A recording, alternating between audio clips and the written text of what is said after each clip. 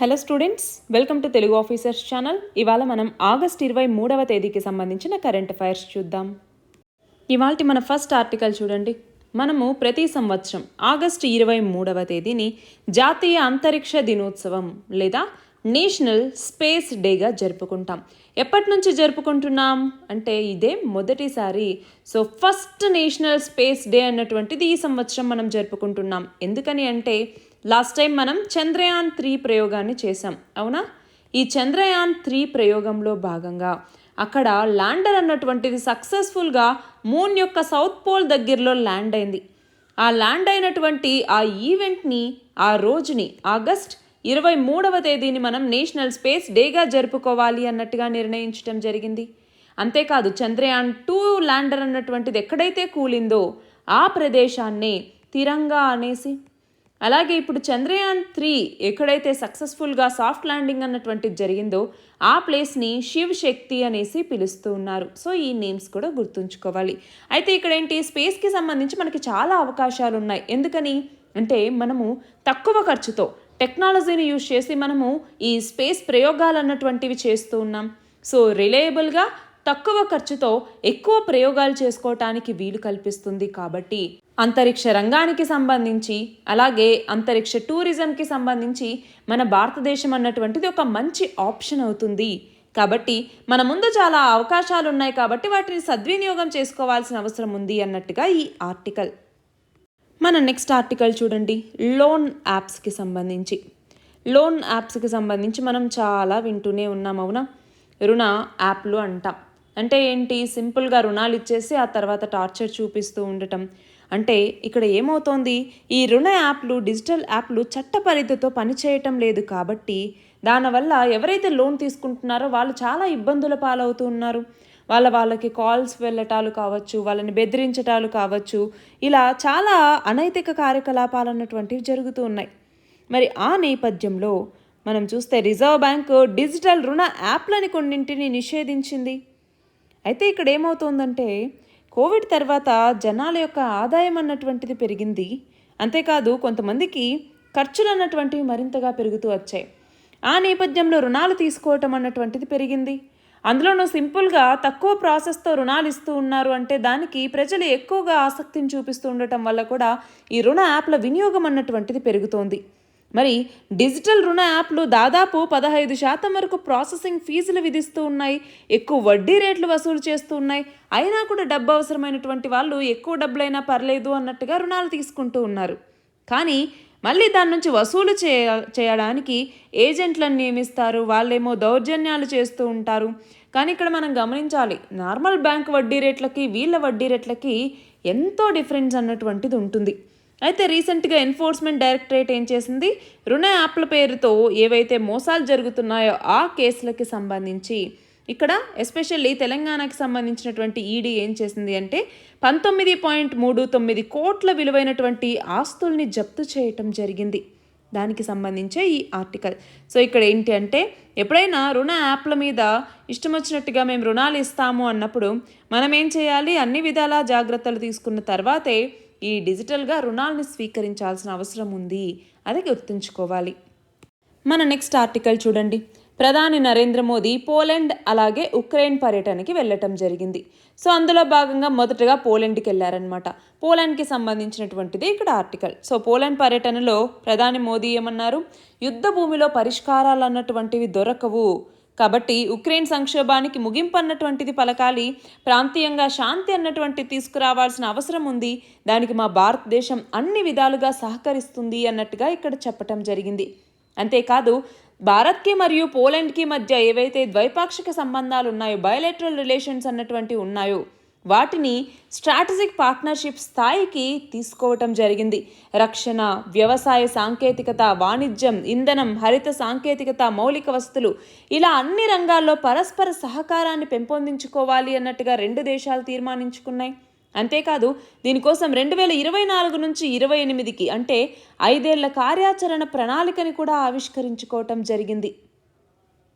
మన next article చూడండి. రాష్ట్రీయ విజ్ఞాన్ పురస్కారాలు 2024కి సంబంధించి రాష్ట్రపతి చేతుల మీదుగా 2 తెలుగు శాస్త్రవేత్తలు ఈ పురస్కారాలను అందుకున్నారు అన్నట్టుగా ఈ ఆర్టికల్. అయితే ఇక్కడ మనం గమనించాలి, రాష్ట్రీయ విజ్ఞాన్ పురస్కారాలు అన్నటువంటివి సైన్స్ అండ్ టెక్నాలజీకి సంబంధించి ఈ పురస్కారాలను ఇస్తారు. మరి ఇందులో భాగంగా ఏమేం కేటగిరీస్ ఉంటాయి అంటే, ఒకటి వచ్చేసరికి విజ్ఞాన్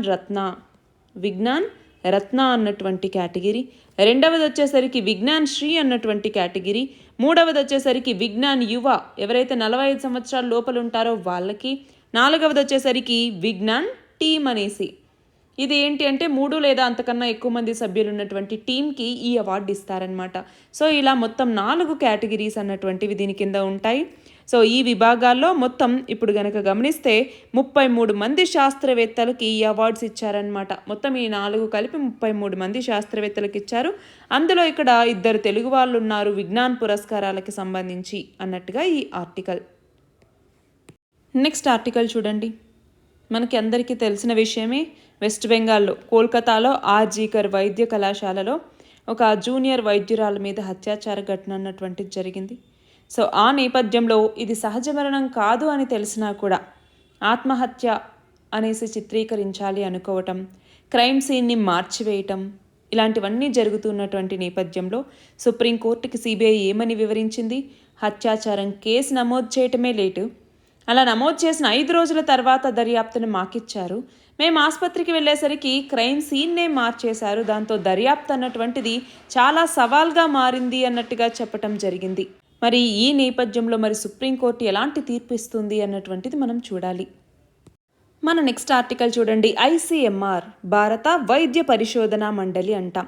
ఈ ICMR పర్యవేక్షణలో ఒక సర్వే అన్నటువంటిది నిర్వహిస్తే అందులో ఏం తేలింది అంటే, మన దేశంలో వచ్చే 10 ఏళ్లలో ఎవరైతే వయోజనులు ఉంటారో, యూత్ ఉంటారో వాళ్ళలో హృద్రోగాల ముప్పు అన్నటువంటిది పెరగబోతోంది. అంటే హార్ట్ ప్రాబ్లమ్స్ అన్నటువంటివి పెరగబోతూ ఉన్నాయి.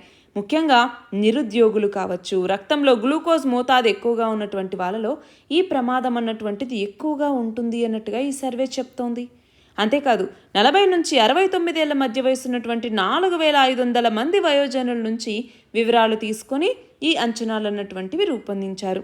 మరి ఇక్కడ గమనిస్తే ఈ పాల్గొన్న వాళ్ళలో 40 నుంచి 49 ఏళ్ల మధ్య ఉన్నటువంటి వాళ్ళే సగం మంది ఉన్నారు. వాళ్ళలో 85% మందికి ఇలా హృదయ రోగాలు వచ్చే అవకాశం చాలా తక్కువ. 14% మందికి ఒక మోస్తరు అవకాశం ఉంటే 1% మందికి చాలా ఎక్కువ అవకాశం అన్నటువంటిది ఉంది. కానీ మొత్తంగా రాబోయే 10 ఏళ్లలో చూస్తే స్త్రీల కంటే 2 రెట్లు ఎక్కువ పురుషుల్లోనే ఈ జబ్బు వచ్చేటటువంటి ముప్పు అన్నటువంటిది ఉంది. మన నెక్స్ట్ ఆర్టికల్ చూడండి. ఆంధ్రప్రదేశ్ ప్రభుత్వం స్వర్ణ గ్రామ పంచాయతీ అనేటటువంటి పేరుతో ఒక ప్రత్యేక కార్యక్రమాన్ని తీసుకురాబోతోంది. మరి ఇందులోకి వచ్చేసరికి గమనిస్తే 13,326 పంచాయతీల్లో ఒకేసారి గ్రామ సభల్ని నిర్వహించటం, సుస్థిరాభివృద్ధిని తీసుకురావటం కోసం 4 రకాల ప్రణాళికలను తీసుకొచ్చారన్నమాట. అవేంటి చూడండి. ఒకటో అంశం, ఇళ్ళకి విద్యుత్ కనెక్షన్లు ఇవ్వటం, కుళాయి కనెక్షన్లు, టాయిలెట్ సౌకర్యాలు అందించటం, వంట గ్యాస్ కనెక్షన్లు అందించటం, అలాగే మురుగునీటి వ్యవస్థ నిర్వహణ, వీధి దీపాలు, సిమెంట్ రహదారులు, ఘన వ్యర్థాల నిర్వహణ, గ్రామాల్లో అంతర్గత రహదారుల్ని నిర్మించటం, గ్రామాల నుంచి మండల కేంద్రాలకి లింక్ రోడ్లను ఏర్పాటు చేయటం, అలాగే వర్షపు నీటిని సంరక్షించటం కోసం ఇంకుడు గుంతల్ని ఏర్పాటు చేయటం, పంట కుంటల్ని నిర్మించటం, ఇవన్నీ చేస్తారు. అలాగే ఉద్యానవన, పట్టు పరిశ్రమ అభివృద్ధికి సదుపాయాలను చేకూరుస్తారు. పశువుల పెంపకం, షెడ్ల నిర్మాణానికి కూడా సహకారం అన్నటువంటిది అందిస్తారు. ఇది కాకుండా వచ్చే 7 నెలల్లో ఇదిగో ఇన్ని చేస్తామన్నట్టుగా ప్రతిపాదనలు అన్నటువంటివి చేయటం జరిగింది. నెక్స్ట్ చూడండి. ఫాస్ట్ ట్యాగ్కి ఇక మీద నుంచి ఆటోమేటిక్ రీఛార్జ్ అన్నటువంటిది అవబోతోంది. దానికి సంబంధించి నేషనల్ కామన్ మొబిలిటీ కార్డ్స్, అలాగే ఫాస్ట్ ట్యాగ్, వీటిని ఆటోమేటిక్గా రీఛార్జ్ చేసుకునేందుకు RBI అన్నటువంటిది అనుమతిచ్చింది. సో ఈ నేపథ్యంలో ఫాస్ట్ ట్యాగ్ అంటున్నాం. ఫాస్ట్ ట్యాగ్ అన్నటువంటిది మనకి ఈ కార్స్ కావచ్చు, వెహికల్స్ కావచ్చు, నడిపే వాళ్ళకి బాగా తెలిసి ఉంటుంది. టోల్గేట్ దాటేటప్పుడు ఫాస్ట్ ట్యాగ్ అన్నటువంటిది ఒకటి అతికిచ్చినప్పుడు ఆటోమేటిక్గా మనకి మనీ అన్నటువంటివి కట్ అవుతాయి. మరి అది ఏ టెక్నాలజీని వాడి పనిచేస్తుంది? ఫాస్ట్ ట్యాగ్ అన్నటువంటిది ఏ టెక్నాలజీతో పనిచేస్తుంది? చాలాసార్లు చెప్పుకున్నాం మనం ప్రీవియస్గా మన క్లాసెస్ వింటూ ఉంటే. సో మీరు తెలిస్తే కమెంట్ సెక్షన్లో ఆన్సర్ చేయండి. ఫాస్ట్ ట్యాగ్ అన్నటువంటిది ఏ టెక్నాలజీని ఆధారంగా చేసుకొని పనిచేస్తుంది అన్నటువంటిది. సో ఇవి ఇవాల్టి ఇంపార్టెంట్ ఆర్టికల్స్. PDF లింక్ డిస్క్రిప్షన్లో ఉంది, మీరు అందులో చూడొచ్చు. All the very best and thank you very much.